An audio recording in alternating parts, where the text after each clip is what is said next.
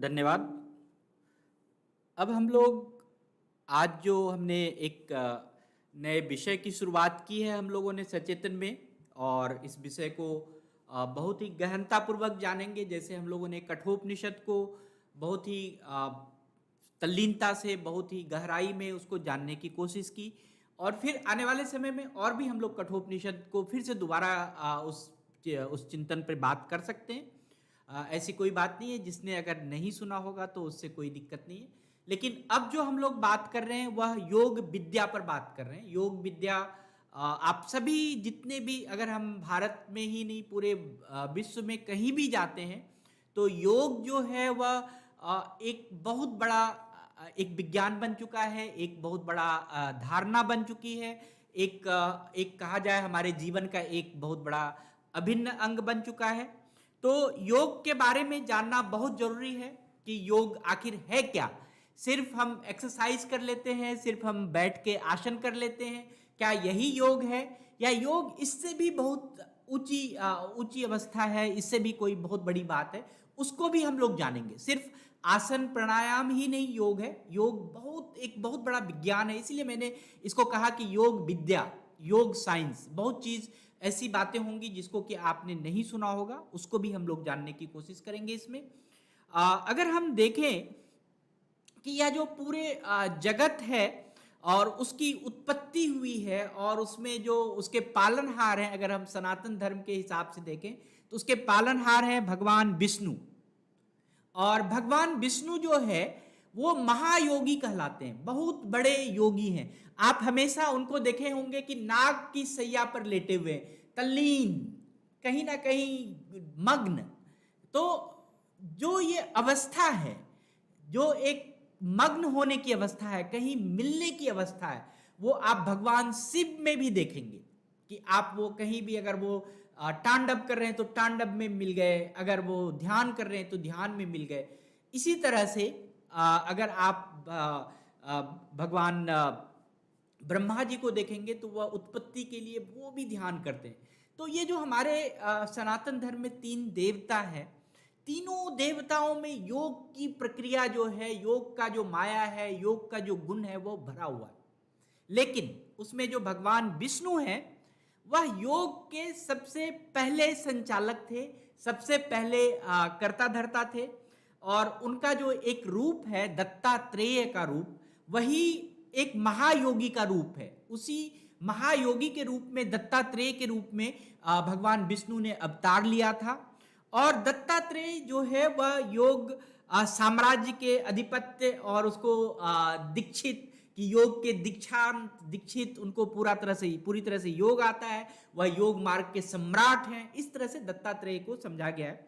और दत्तात्रेय के एक शिष्य थे, और उस शिष्य का नाम था शांगकृति।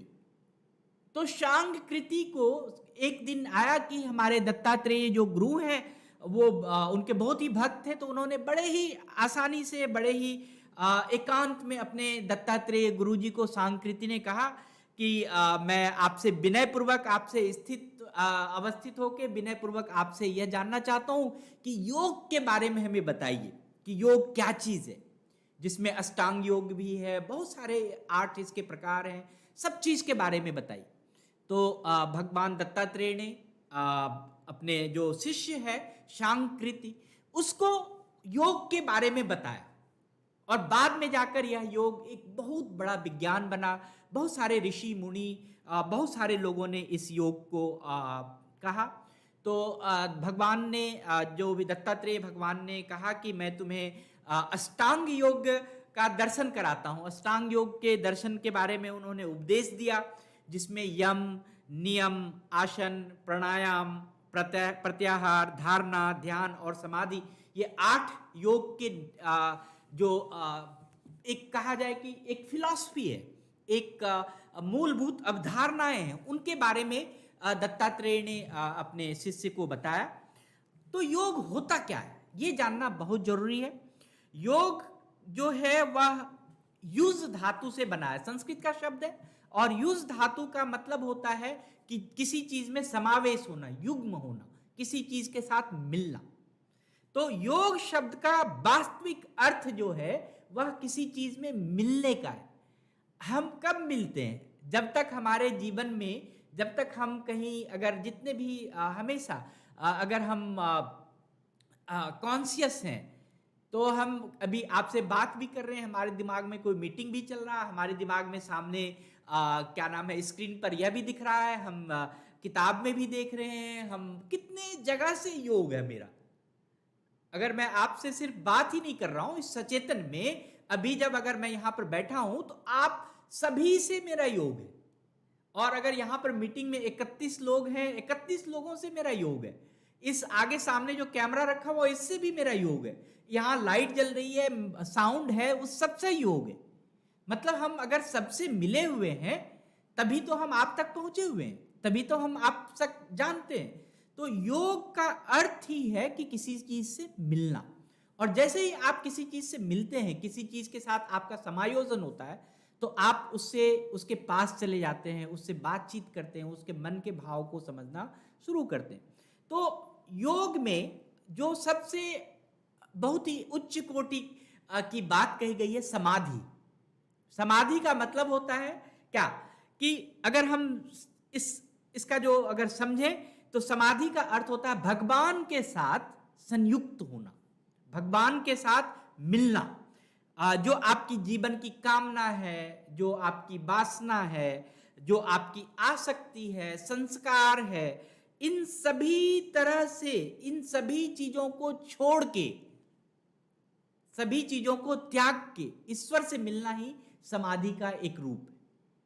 आप सब चीज पूरे दुनिया को छोड़ के ईश्वर से जब मिलने तो वो समाधि का रूप। तो योग का जो एक पराकाष्ठा है वो समाधि है।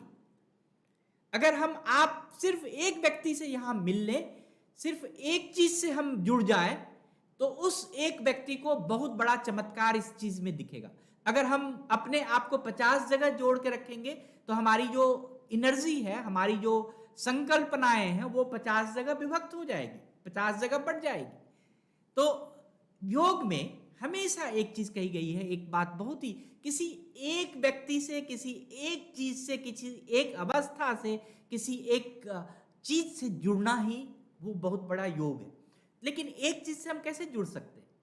क्या यहां पर एक भी व्यक्ति बता दे कि सिर्फ वो मेरी ही बात सोच रहा है दिमाग में? वो और भी बहुत सारी बातें दिमाग में चला रहा है, बहुत सारी चीज और भी उनके दिमाग में चल रहा है। अगर वो सिर्फ मुझसे जुड़ेगा तभी उसका योग मेरे से हो सकता है, तभी वो मेरी बात 100% उसके दिमाग तक पहुंचेगा। तो अगर हम देखते हैं कि यह चीज संभव, हमारे कदाचित यह चीज जो है संभव जो है वो बहुत ही आम जीवन में नहीं हो पाता कि हम किसी एक चीज से जुड़े। इसीलिए योग को हम साधना के रूप में मानते हैं कि इसकी साधना करनी चाहिए, इसकी तपस्या करनी चाहिए, इसको बार बार करना चाहिए। इससे क्या होगा कि हम किसी एक चीज से जुड़ सकते हैं। और योग के अंदर हम दो तत्व को देखते हैं। योग शब्द जो है वो बहुत ही इंपॉर्टेंट है। हम जीव और हम ब्रह्म, हम अपने ईश्वर से कैसे हम उस चीज को जुड़ सकते हैं, कैसे उससे मिलन हो सकता है, कैसे हम उसको समझ सकते हैं, कैसे उसका एकत्व प्राप्त कर सकते हैं, ये बहुत इंपॉर्टेंट है। एकत्व, एकत्व का अर्थ होता है जब आप योग की साधना करेंगे तो आपको ईश्वर में और आप में कोई फर्क महसूस नहीं होगा। आपके ईश्वर आपके पास होंगे। जब आप योग में साधना करेंगे, किसी भी चीज को अगर पाने की कामना करेंगे, किसी भी चीज को, वांछित चीज को आप अपने पास लाने की कामना करेंगे, तो वह क्या होगा, आपके पास उपस्थित होगा। योग में इतनी बड़ी शक्ति है। इसीलिए आप देखे होंगे कि जो बहुत ही बड़े बड़े योगी हैं, महात्मा हैं, वो हर चीज को, ईश्वर की पाने की इच्छा, भगवान को पाने की इच्छा से भी योग करते हैं, किसी चीज को पाने की इच्छा से योग करते हैं। तो इसके बहुत अलग अलग रूप हैं। हम इन सारे रूपों के बारे में बातचीत करेंगे और आने वाले इसको बहुत ही विस्तार से योग को देखने की कोशिश करेंगे। सिर्फ योग शब्द से बात नहीं करेंगे कि हमने योग कर लिया आज टीवी में देख के, हमने आसन कर लिया, सिर्फ इस चीज को बात नहीं करेंगे। योग में एक बहुत बड़ी साधना है, योग में एक बहुत बड़ी तपस्या है, एक बहुत बड़ी एनर्जी है। उस चीज को हम लोग आत्मसात करने की कोशिश करेंगे। और अगर हम देखेंगे कि जब हम अपना देह, अपनी बुद्धि, इन सबको भी त्याग कर अगर हम ईश्वर को प्राप्त करना चाहें, आत्मभाव से हम अगर किसी चीज को प्राप्त करना चाहें, तो वो भी संभव हो सकता है। अगर हम योग के अर्थ में इसके जो दर्शन है, जो पातंजलि योग का दर्शन है, जो बहुत विभिन्न विभिन्न ग्रंथ है, उन सब के भी निचोड़ को हम लोग जानेंगे, उससे भी जुड़ने की कोशिश करेंगे। जो ये ज्ञान की बात है उससे भी जुड़ना एक योग है। आप अगर योग के बारे में बहुत चीज जानना चाहते हैं, उसके बारे में विस्तार से जानेंगे, तो वह भी आपके लिए एक योग है। आप सचेतन में हर दिन आते हैं, यह भी आपके लिए योग है, आप इससे जुड़ते हैं। तो हर जुड़ने की प्रक्रिया जो है वह योग है। हम संख्यात्मक रूप में भी जुड़ते हैं कि हम 50 बार योग, 50 बार सचेतन में जुड़े, 5 मिनट सचेतन में जुड़े, 10 मिनट सचेतन में जुड़े। हम क्वांटिटिव रूप से भी जुड़ते हैं और क्वालिटेटिव रूप से भी जुड़ना है कि अगर हम मान लो कि सचेतन में 5 मिनट जुड़े तो सिर्फ और सिर्फ सचेतन के लिए जुड़े। तो योग बहुत अलग अलग तरीके से वर्णन किया जा सकता है। योग का बहुत अलग अलग तरीके से सुख दुख पाप पुण्य जितनी भी चीज है उसके उसको समझने का, उसको समत्व प्राप्त करने का, उसको कैसे हम एक बड़े अभाव से हम उसको कैसे समझ सकते हैं कि हमारे पास कष्ट है या सुख है या दुख है, और उस भाव को कैसे हम अपने जीवन में आत्मसात कर सकते हैं, कैसे हम आत्मा में हम उसको आत्मा तक हम उसको पहुंचा सकते हैं, अपने ईश्वर तक पहुंचा सकते हैं। तो फिर क्या होगा, वो बात जो है आपके आगे तक उसको उसका परिणाम आपको बहुत ही अच्छा दिखेगा। तो योग बहुत ही अच्छा है कि हम कर्म के बंधन से कैसे और अच्छा कर सकते हैं, हम ज्ञान के बंधन, ज्ञान से हम कैसे अच्छा कर सकते हैं, हम बातचीत से कैसे अच्छा कर सकते हैं। तो योग एक बहुत बड़ी विद्या है। इस पूरे विद्या को हम लोग समझने की कोशिश करेंगे। और आज के लिए बस इतना ही। Thank you very much.